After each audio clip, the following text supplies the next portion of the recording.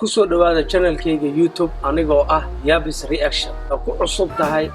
like sub and gambaleelka taabo sa u maqashid video kasta soo geliyo dhawaaqiisa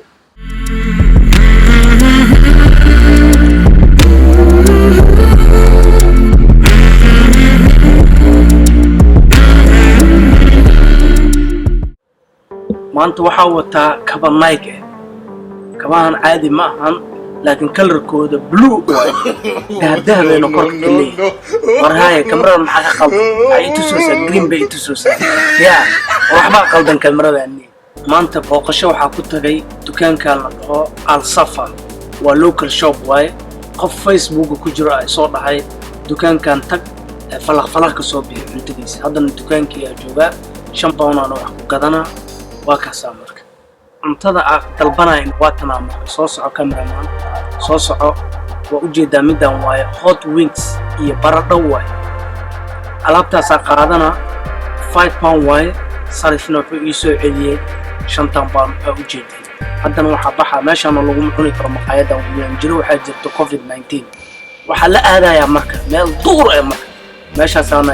natiijada ka soo baxay basman sida ii soo dhaweysay waa ka helay ninka basman cuntada iga gaday marka wuxuu dhahay maadaama cuntadan 5 pound ay joogto cabitaankana lacag kale ku daraayo ma rabaa marka wuxuu soo biyay cunto loo soo siiyay bardho iyo wuxuu soo siiyay chicken oo soo siiyay cabitaanka marka xaafadayga ka doortay fiinta oo meel igu jirtay oo 3 bilood ka hor ku ilmaamay soo xasuustan bacda ka soo bixiyay bahasha way iga tuurarta bacdaas waxaan shiga u jeedin meeshaas ka jeexmatay wax kala ma aan waa kuleelka iyo qaacay ما شاء الله أنا قاعد جعل موقت عنصار كلا قاعدتي أي يا بالله بلا شارع بلا أريد تورنيو باسكت بول ولي ديلي جري كك ماشي تدوا وجدين فصواق للتيوا أركي باش حوجا دورة دوا قاضي قروحوا علاسكي دوا كالي بسم الله الرحمن الرحيم ألعب لقد درجي كرام معهم سبايس كده يا وحي يوطن dooradan wuxuu ku suubiyay chickenka wuxuu ku suubiyay spice-ki wixii oo dhan isku qasay laba maalin ee meel la taalay spice-ka dhanaa lafii ka dhax galay maqaarkii dhax galay dooradii dhan oo dhax galay caadi ma laakiin mid laftan waa u jeedin hilibku ka soo bixi laaya si xoga waxa ku jiray dabkii inuu ka soo badiyay u maleysaa